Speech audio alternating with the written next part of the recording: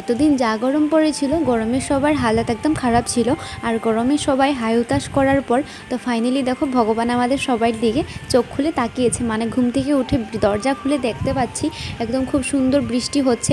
আর বৃষ্টি পেয়ে দেখো গাছপালাগুলো যেন আরও বেশি সবুজ হয়ে পড়েছে, মানে চারপাশটা দেখতে না হ্যাপি লাগছে। তো যাই হোক বন্ধুরা, আজকের ব্লগটা আমি এখান থেকে শুরু করলাম।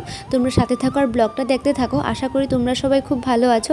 আর আমি তো একদমই অসুস্থ, তোমরা জানো, যারা এর আগের ব্লগটা দেখেছিলে তোমরা নিশ্চয়ই জানো যে আমার প্রচণ্ড পেটে ব্যথা, যার জন্য আমি ডাক্তার আর ঘর মানে দৌড়াদৌড়ি করছি। তো আমার ঘুম থেকে উঠে ঘর দুয়ার ঝাড়ু দেওয়া কমপ্লিট। এবার দেখো দুজনের জন্য চা বসিয়ে দিলাম। এদিকে পেটের ব্যথায় মরছি, তাও আবার দুধের চা খাবো। তো তাই আর কি, এদিকে দেখো আজ গরুর দুধ দিয়ে চা করছি। এমনিতে না আমি আমুলের চাটা খেতে বেশি ভালোবাসি, মানে দুধ চা করলে আমুল দিয়ে বেশিরভাগ করে থাকি, তো মাঝে মধ্যে গরুর দুধ দিয়ে করি। তো এখন যেহেতু মানে পেটের ব্যথা আর আমুল দুধ দিয়ে করলে না বেশি গ্যাস হয়ে যায়, তাই তো এদিকে চা নিয়ে বসে পড়েছি। আর আজ হলো রবিবার, তাই আর কি ও এখনও মানে ঘরে রয়েছে। এখন প্রায় 9:45 মতো হবে, মানে ঘুম থেকে অল্প দেরি করে উঠেছি আস্তে ধীরে। তারপর উঠে আস্তে ধীরে বসে বসে কাজ টাজ করতে করতে এখন 9টা মতো বাজে। এদিকে চা খাচ্ছিলাম আর ও বিছানায় বসে বসে না কাজ করে করে চা খাচ্ছিল। আর চা খেয়ে তারপর এদিকে মানে লেগে গেলাম ঝাড়ামোছা করতে। শরীরটা যতই অসুস্থ না থাকুক কেন, শরীরের উপর দিয়ে যে ধকলটা যায় আমার, সেটা কিন্তু মানে রেস্ট নেই। পারা সত্ত্বে যতটুকু মানে করণীয় সেগুলো আমি করতেই থাকি। আর এদিকে মানে আজ ঘরটা মুছলাম না, ভালো লাগছে না, তাই ভাবলাম যে এই সিঁড়ি দুটো এইভাবে জল দিয়ে দিই, মুছবো না। সামনের দিকেও জল দিয়ে দিয়েছি আর মানে এই সিঁড়িতেও জল দিয়ে দিলাম, মানে মুছতে আর আজ ভালো লাগছে না, তাই। তো ওইদিকে চাটা খেয়ে তারপর মানে বাসনগুলোকে ভাবলাম একবারে মেজে নিই। আর তোমরা যদি ফলো করেছো তাহলে দেখেছো আজ কি হয়েছিল। চা বানানোর সময় না সসপ্যানটা আমার একদমই পুড়ে গেছে। তো এটাকে দেখো ঘষে ঘষে অনেক কষ্ট করে তুলছিলাম। আর আমি এভাবে যে গুজো হয়ে বাসন মাজছি, তোমরা হয়তো ভাববে যে এটা আবার কিসের জন্য। মানে কি হয়েছে, যেহেতু আমার পেটের প্রবলেম হচ্ছে, পেটে ব্যথা, আর খুব বেশিক্ষণ না আমি সিধা হয়ে দাঁড়িয়ে থাকতে পারছি না। খুব বেশিক্ষণ যদি দাঁড়িয়ে থাকি তাহলে আর মানে পেটটা গুলিয়ে না বমি আসে, তাই এভাবে গুজো হয়ে বাসন মাজছিলাম। আর যতই বেমার না থাকুক, দেখো হাসি মুখটা নিয়ে এবার দাঁত বের করতে করতে তোমাদের সামনে আসলাম। আর বাইরে এসে দেখতে পারলাম জুড়ো শালিক। তো জুড়া শালিক দেখা ভীষণই ভালো। তো চলো তোমরাও তাড়াতাড়ি শীঘ্রই দেখে নাও। তো এবার আমরা দুজনেই মিলে যাচ্ছি হলো সামনের দিকে, মানে গেটের বাইরে।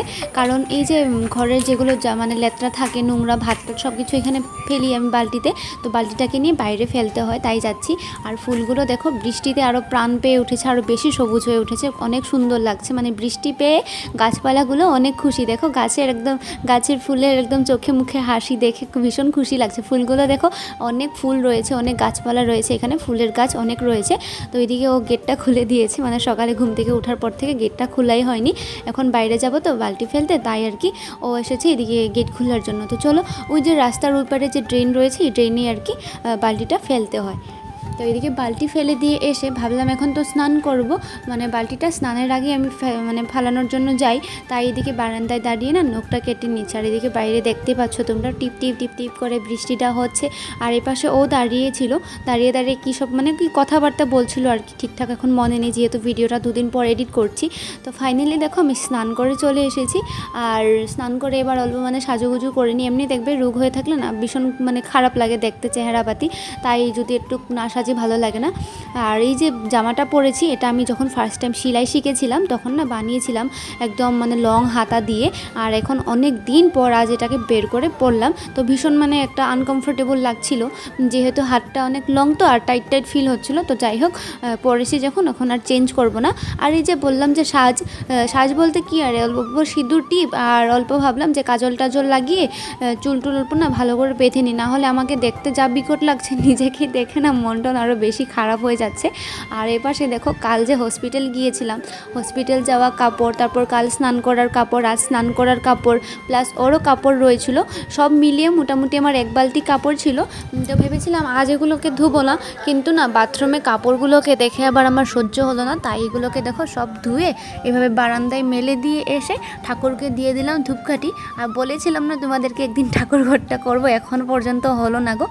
আর এদিকে দেখো চুল টুল বেনুনি করে নিয়েছি, এখন অল্প দেখতে মোটামুটি ঠিকঠাক লাগছে, চোখে চোখে কাজল দিয়ে। বাইরে এসে বৃষ্টি দেখছিলাম, আর বাইরে দেখো কি বৃষ্টি হচ্ছে, আর এইদিকে দেখো জল কি হারে পড়ছে। তো যাই হোক চলো, আমাদের সকালের খাওয়া দাওয়াও কমপ্লিট। এর মধ্যে মানে সিদ্ধ ভাত অল্প করে দুজনে খেয়ে নিয়েছিলাম।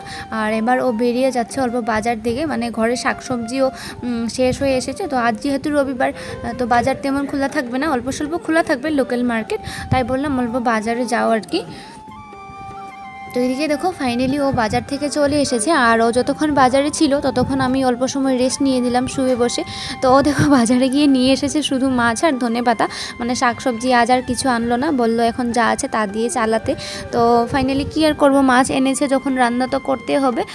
তো একদিকে আমার কপাল ভালো যে মাছগুলোকে মানে কাটিয়ে এনেছে, না হলে তো আমার আজ আরও অবস্থা খারাপ হতো, কারণ একে তো শরীর ভালো না, মানে বসতে পারছি না, শুতে পারছি না, মানে যেমনি তেমনি পেটে যাতা দিয়ে শুয়ে থাকলে তাহলে গিয়ে ঠিক লাগে, না হলে যদি বসে থাকি বা দাঁড়িয়ে থাকি তাহলে না ভীষণ আমার বমি পায়, জানি না কিসের জন্য এটা হচ্ছে।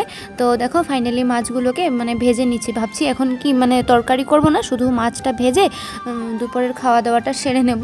আর এদিকে আমি ভাত বেড়ে দিয়েছি, ওকে বললাম তুমি ভাতটা আনো, কারণ কিছু তো করে দেয় না, হেল্প করে না কিছু, তাই বললাম তুমি ভাতটা এনে দাও। তো এনে বলছিল দেখো ভাত নাকি বেড়ে এনেছে, কিন্তু একদমই নয়, ভাত আমি নিজে বেড়েছি। তো ফাইনালি বন্ধুরা এখন হলো সন্ধ্যাবেলা, চা খাওয়ার টাইম। তো যতই শরীর অসুস্থতা না থাকুক কেন, খাওয়া দাওয়া কিন্তু খেতেই হবে, মানে এই যে সন্ধ্যার চাটুকু। তো চা করে নিলাম, সাথে নিয়েছি মুড়ি, চানাচুর, ধনেপাতা, পেঁয়াজ দিয়ে।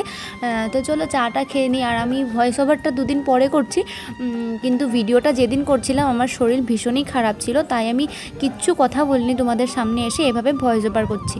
আর এই যে চাটা খেয়ে শুয়েছিলাম, মাথায় নানান রকমের দুশ্চিন্তা আসছিল আর কান্না পাচ্ছিল, ভীষণ মন খারাপ হচ্ছিল যে এখন গিয়ে রাতে রান্না করতে হবে, শরীরটা ভীষণই খারাপ। তো এইসব করে লাস্টে দুজনে ডিসিশন নিলাম, দুজনে নয় মানে আমি রান্না করতে আসছিলাম, তখন ও বলল যে চলো আমি অল্প হেল্প করব। তো এই কথা শুনে আমার ভীষণ হাসি পেল, কারণ ও কিচ্ছুই করতে পারে না, একদমই কিছু পারে না। আমি যদি ভাতটা রান্না করে কোনো সময় বলি যে বেড়ে খেয়ে নাও, সেটা মানে সেটুকু ওর দ্বারা হয় না গো, একদমই কিছুই ও করে না, মানে ছোটোর থেকে কিছু করে অভ্যাস নেই, তাই আর কি। তো এখন যে করতে এসেছে তো সেটাই আর কি, ধন্যবাদ। আর মানে কী আর বলবো বলো, শরীরের পরিস্থিতি এমন যে আমি বারণও করলাম না, ফার্স্ট বলেছিলাম থাক লাগবে না আমি করে নেব, খুব বেশি ভেজালও নেই, যেহেতু দুপুরে দেখেছিলে শুধু মাছ ভাজা দিয়ে দুপুরবেলাটা কাটিয়েছি, তো রাত্রেবেলাটা এইভাবে কীভাবে কাটাবো, তাই ভাবলাম অল্প ঝুল করবো শুধু আলু টমেটো দিয়ে। তো ও বললো ঠিক আছে আমি আলু কাটবো। তো আলু কাটতে বসে অনেকগুলো আলু কেটে ফেলেছে, আমি চাল ধুতে ধুতে, আমি তো বলে দিইনি মানে কটা কাটতে হবে। তারপর আমি এখন বসেছি টমেটো কাটার জন্য, আমি ভাবলাম আমিও ওকে অল্প হেল্প করে দিই কাটাতে। দেখো কীভাবে কাটছিল, আমি ভিডিওটা এডিট করতে বসে আমার এই হাসি পাচ্ছিলো, দেখো বসতেও কমফোর্টেবল নয়। তো যাই হোক যেভাবে তেভাবে মানে কেটে দিয়েছে অনেকগুলো আলু। তো মাঝে মধ্যে দেখবে এভাবে দুজনে একসাথে কাজ করতে ভীষণ ভালো লাগে। তো যাই হোক অসুস্থতার মানে চান্সে আর কি একসাথে এভাবে কাজ করছি, না হলে কোনোদিনও ওইভাবে আসে না। আর দুজনের যেহেতু সংসার, তো দুজনে এভাবে মিলেমিশে কাজ করতে মানে ভীষণই ভালো লাগে। তো ফাইনালি আজ অসুস্থতার সুযোগে এই দিনটা আজ আসলো। তো দেখো এদিকে আলু ভেজে গিয়ে বসে আছে, আর আমি এগুলো ভাবলাম যে চলো নিজে করে নিই, আর কি আর ওকে দিয়ে করাবো, ভালো লাগছিল না। তো এই রান্না করতে করতে দেখো আমাদের গ্যাসটাও শেষ হয়ে গেলো, দেখছো কীভাবে ব্লেং করছে, মানে একটার পর একটা বিপদ। তো ভাগ্যিস আর কি গ্যাসের ট্যাঙ্কি একটা ছিল ভরানো, তো ওকে বললাম ফিটিং করে দাও তাড়াতাড়ি, তো ওইদিকে ও ফিটিং করছে। তো চলো আজকের ব্লগটা এখানে শেষ করে দিই, আর বেশি বাড়াচ্ছি না, এদিকে আমার রান্নাও কমপ্লিট। দেখা হচ্ছে তোমাদের সাথে এর পরের ব্লগে। আজকের ব্লগটা দেখে কেমন লাগলো কমেন্ট করে বলো, ভালো লাগলো লাইক করো, কেউ নতুন করে দেখলে প্লিজ চ্যানেলটাকে সাবস্ক্রাইব করে দিও। টাটা।